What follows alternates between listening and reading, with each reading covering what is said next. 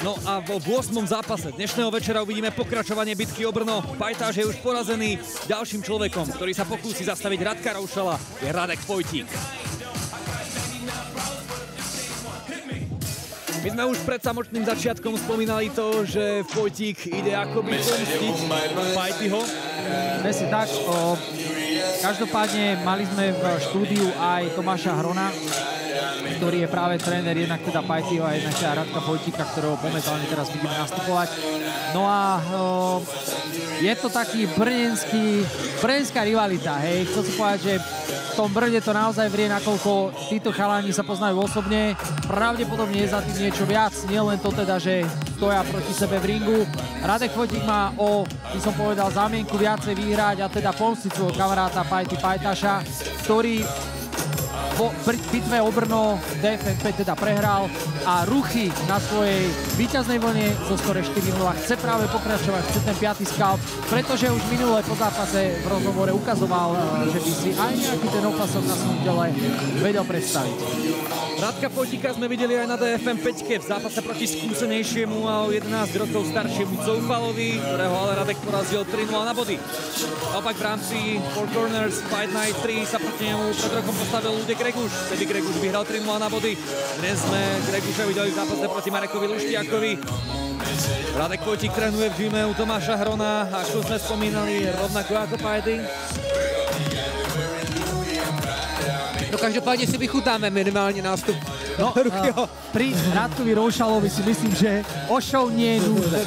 V žiadnom prípade to nebude nudné a ja verím, že aj táto nástupovka, ktorú síce my už tu vidíme, diváci zatiaľ nie, ale že si to, milí diváci, vychutnáte. Ja len dopredu by som povedal, že samozrejme musí tam byť aj tá show, nakoľko aj Dracula Fight Night je nielen teda o kvalitných súbojoch, o kvalitných športovcoch, ale trošku aj o show. Show a kontroverze prostě, no tak to je. Radek Roušal, veľký favorit, stabilná súčasť Dracula Fight Night.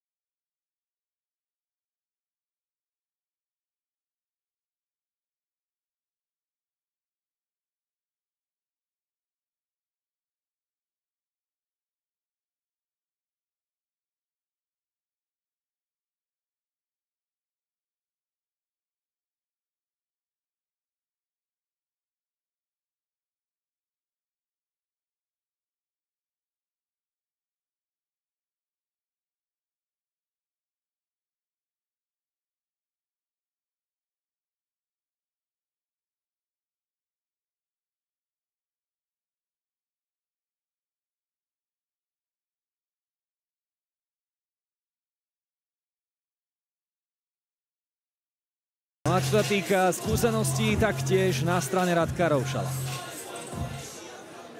Dámy a páni, toto je 8. zápas Dracula Fight Night 6. Poďme si spoločne predstaviť oboch borcov. Najprv modrý roh. 25 rokov, 177 cm, 6 zápasov, z toho 4 výhry. Za Hron Gym a Gauny Team pod vedením trenéra Tomáša Hrona a Zdenka Pernicu Radek Vojtík!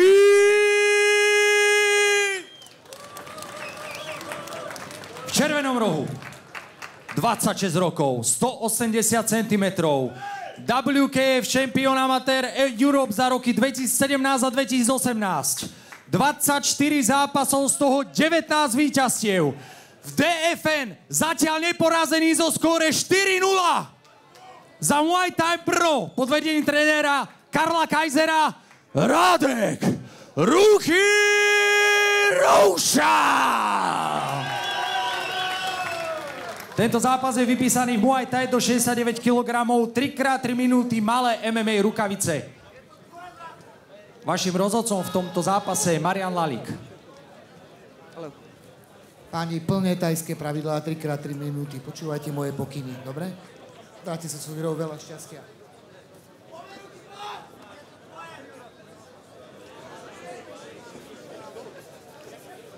Neporazený Ruchy Roušal. No a proti nemu Radek Vojtík. Bude to pomsta Pajtyho, alebo bude to krok k opasku DFN? Poďme sa na to pozrieť, čaká nás veľmi zaujímavý duel. Brno proti Brnu. Nemám ponětí, jestli je tam nějaká rivalita, ale Roušal začal tvrdým raukikem na tělo. A tvrdá zadní ruka trefila svůj cíl. Rovnako pripomíname, že sa stále hrá aj o výkon večera. Opäť tvrdá kombinace Roušala. Radek Roušal si to už raz odniesol v podobe 1000 eur a rád by to zopakoval. Tak toto sú bomby od prvého kola. Sa nebude čakať na nič. Tam sa jde pro knockout. Ale v minulom zápase Radka Roušala pomohla veľmi fyzička, ktorú jednoducho pretavil do úspešného záveru a teda zvíťazil v boji o Brno nad Janom Pajtašom. A práve tá fyzička je, si myslím, veľká dominanta Radka Roušala. A ako vidíme, asi aj tuto bude potvrdená, však nehovorme hop. Máme pred sebou 3 kola po 3 minúty, takže Radek má samozrejme robiť, ale vidíme neskutočné výmeny, priatelia. Najprv ten high kick, potom tá kombinácia úderov. Ale nie soupeř Radka Roušala, Radek Vojtík rozhodně není žádnej prďola, protože už inkasoval několik tvrdých úderů, samých několik rozdál. Prďola určite nie. Takže to blízka z obou strán, přesně tak. Určite neprišiel sem len tak ako sa vraví, pozápasiť si, sparingovať, ale prišiel si po veľmi cenný knockout, ktorým určite bojuje aj o prestíž, ale samozrejme aj o renome vo svojom meste. A nehovoriac o tom, že pokiaľ niekto zastaví Radka Roušala, v tomto momente môže to byť on. Tvrdé high kick podání Radka Roušala. Zaostřuje svý údery postupně. No napriek tomu, že na Doxbete bol Roušal veľkým favoritom, tak Tomáš Hron, ak by si myslel, že by nemal Vojtík šancu, tak by ho neposlal. Přesně tak, přesně tak. A vidíme, má tvrdý nohy, jako mimo jiné ten Radek Vojtík. Radek Roušal, když inkasuje, tak vždycky podklesne úplně, že ho to cítí to vyloženě ty údery. Vidíte, to jsou pořádný bomby. Tak dobré dávky poradí Roušala. Ale tu opetoval. Na přední nohu už po několikátý. Opět. Radek Vojtík, neskutočná koncentrácia. Ale zaváhanie jemné, ktoré hneď bolo potrestané. Ten vlet do toho mlejnu Radka Roušala není úplně nejlepší. Opět. A teď. Ale vidíte to, dostal čistý 2 údery na bradu. Radek Vojtík a vůbec nic. Už som mal pocit, že sa opakuje scenár z jeho zápasu s Jižím Pávom. Pretože tam, keď Radek Roušal zacítil možnosť, tak išiel do toho naozaj ako píla. Myslím si, že pred nami sú veľmi zaujímavé 2 kolá. Veľmi rýchlo mám pocit, že práve tieto 3 minúty, ktoré boli plné a non-stop akcie. Respektíve ťažko povedať, či to budú celé 2 kolá. Pablo, typuješ to, že vidíme 2 kolá, alebo o tom môže byť prvé KO? Překvapil mě Radek Vojtík ne jako stylem boje, ale hlavně svojí tvrdostí, protože tam dostal několik čistých úderů, co ostatně teď uvidíme. Veľmi pekný high kick. Nevíme, prostě ta zadní Radka Roušala je vražedná a Radek Vojtík jako kdyby ji necítil.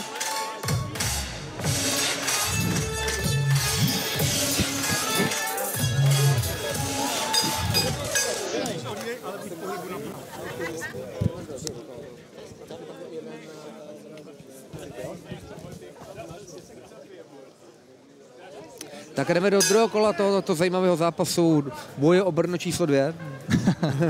Tak to sme si ho interne pomenovali. Tak bitka o Brno. Ja si ale myslím, že boj o Brno 2 je stále názov, s ktorým sa dá pracovať do budúcna v rámci DFN a uvidíme teda, čo promotéri a teda organizátori Vládkovia obaja s čím prídu a či ho budú ešte používať a či sa možno niekedy dočkáme nejaké odvety. Avšak toto je pokračovanie práve teda brněnské bitky. Radek Roušel už je opatrnější, protože přeci jenom od Radka Vojtíka tak lítají pořádný granáty, tak už se do toho tak nepouští bez hlavě.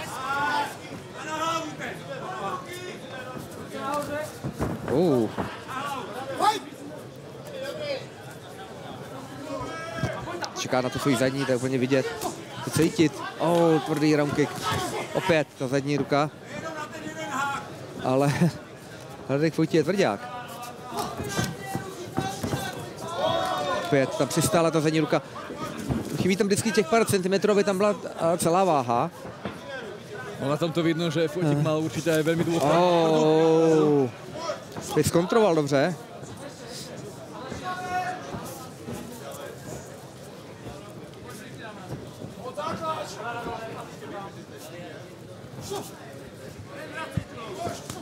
To já jsem tam čekal, ten Heikl tam přiletěl. A teď otřás trošku si soupeřem, si myslím. Z toho zadní ruky dal zadní high kick.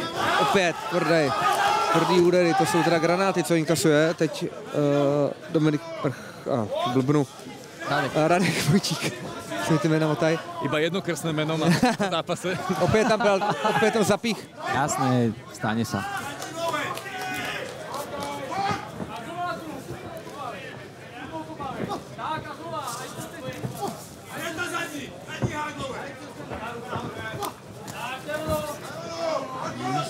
Keď si Polo spomínal tú jeho kondíciu, ale myslím si, že Radek Roušal za ten čas nabral aj obrovskú silu do tých úderov. To sú naozaj granáty, čo posiela. No teď Jedna granáty, ale nejak mám pocit, že v tomto zápase nevychádzajú a nevie ako keby dobre presne trafiť.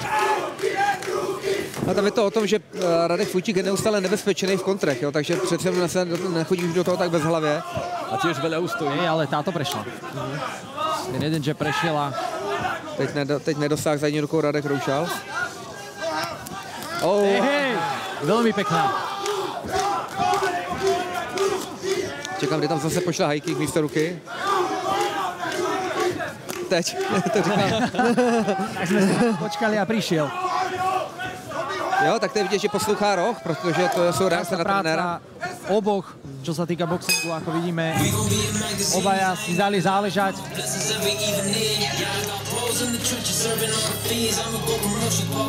No, tu idú tie kola naozaj veľmi rýchlo. Odrazu ideme do posledného. Zatiaľ počas tohto večera nepadlo ani jedno KO. Ne. Neviem úplne presne, či toto je zápas, v ktorom to KO príde, avšak minimálne treba povedať, že už vidíme, že to tempo úderov, tá dynamika, aj celkové vnímanie toho zápasu sa posunulo opäť do maximálnej výšky a už nás čakajú len zápasy, ktoré budú opäť takéto rýchle a tvrdé. Máme pred sebou ešte 2 zápasy. Já bych hned zmínil, že hned další zápas Mesároš Lengal bude podle mě rozhodně stejný příběh jako tenhle ten zápas.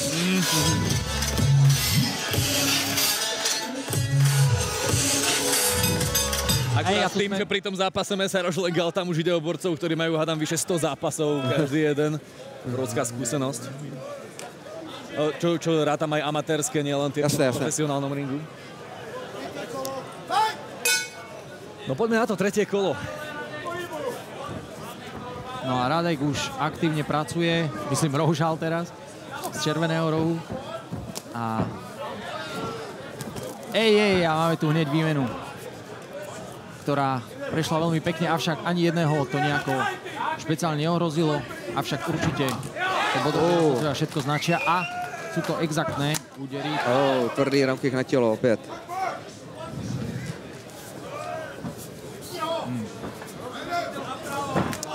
Opět ten round kick na tělo zlobí Radka Fojtíka už trošku. To na nervy. Veľmi dobre vie načasovať aj ten high kick, aj ten round kick.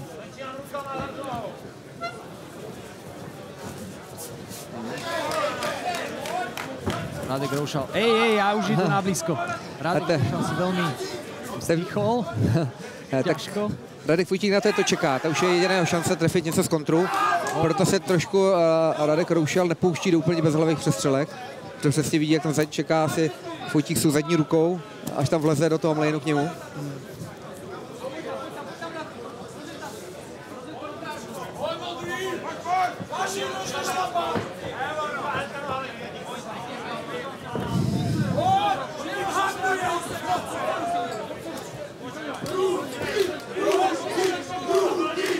Ruky tak, ako mal svoj fanklub na poslednom DFN, tak ho tu má znova.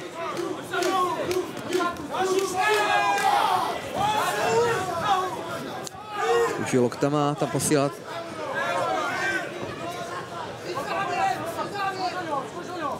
Radek Fojtík je rozhodně nebezpečný soupeř, že ne?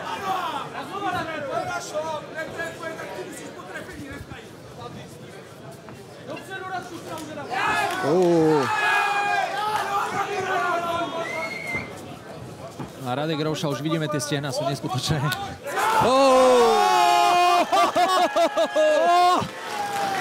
A už sme niečo naveli o tom, že vie načasovať round kick a high kick. Dámy a páni, ako z veľkej knihy. Radek Fojtík pokračuje, ale... Tvrdý už KO. Teď už má načatýho Radek Roušal zacítil krv. Já myslím, že rozhodčí odmává tohleto. Vypadnuté zuby a opäť. Fojtík znovu na zemi.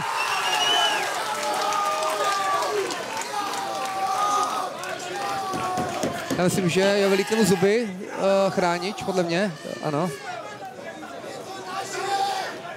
Tak ten high kick si veľmi radi pozrieme potom aj zo spomaleného záberu. Radek Roušal. Ďalší ľavý hák na sanku. Zuby von. Teď už je to boj o přežití. A vydržel to. Tak máme tu záver, ale tento záver zápasu medzi Fojtíkom a Roušalom bol neskutočný.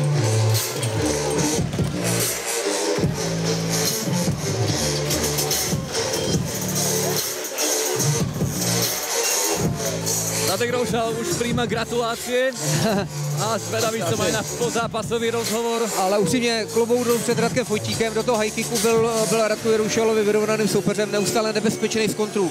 Takže, ale prostě to tam klaplo. Sedlo tam to, co tam zkoušel vlastně všechny 3 kola, o čem jsme se bavili v průběhu zápasu, že vymění, tak a tady škrtnul se to bradu. Ale ako toto trafil Radek Roušal, ktorý si týmto záverom 3. kola vydobil skóre 5-0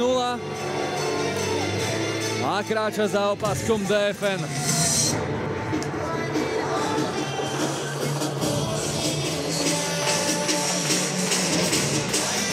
Fojtík do stredu.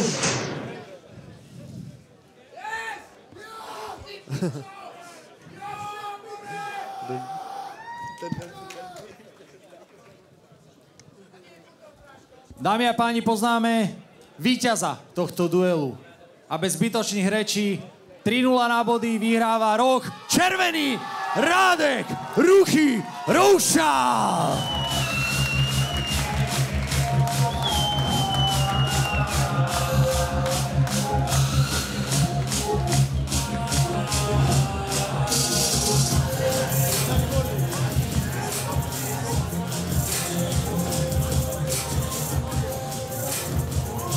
Áno, kľudne si očistí nohy. Aha, zuby. Takže tak v palci na nohe máš zuby. To bolo super, ak som to dobre pochopil. Ja ti gratulujem. Dámy a páni, máme prvého bojovníka v DFN, ktorý má na skore 5-0. Ja ti gratulujem, obrovský potlesk Radkovi Roušalovi. Ako sa cítiš? Ty vole, jsou dobrý pocity. Prostě to je ono, já to miluju, Fight Life. Tady mám super podporu, co vám přijeli z Brna, děkuju. Děkuju sponzorům, kteří fandí do Brna, Čertům, Vitovi, všem, Romanovi, Hanzimu, všichni mě podporují, mě drží palce a vám, organizácii, zajišťuju fanouškům, tak celkově, no. My sme pozerali, že naozaj veľmi silné kopy mal Radek Vojtík a vyzeralo to miestami, že už naozaj ti tie nohy neskutočne rozkopal. Cítil si to? Já se musím přiznat, že jsem čekal, že vyhraju dřív, a Radek ukázal srdce, ty vole, tvrdý, kopal dobře, nebál se jít, já jsem to měl zajel, nebál se jít, takže to je Radek, Radek máš, to máš 6 zápasů, je tvrdý, houževnatý, ale pohlídal jsem to, viděl jsem, že mi bude skákat, že bude chtít tvrdě, já mám třeba dlouhý ruce. Čo s tebou ďalej v rámci DFN? Ještě jednou? Že čo s tebou ďalej v rámci DFN? Tak uvidíme se ve zvolení, ne? Dobre, a ty si... Ano, ano. Ty si spomínal, ja si pamätám, na Peťke už si ukazoval na opasok. Už by jsem mohl nějaký opasek, ne? OK, to samozrejme není na mne, ale rád sa ťa to... Myslím, že ten high kick a ty zuby, bonus večera a nějaký pořádný, nějaký tajsko, ať můžu jet, takže bonus večera, ta ten zub by mohlo být, ne? OK, no uvidíme samozrejme na sponzoroch. Doxbet výkon večera. Já si myslím, že Mazuk nebo Vlaďo by to budou chtít sebrat, ten bonus večera.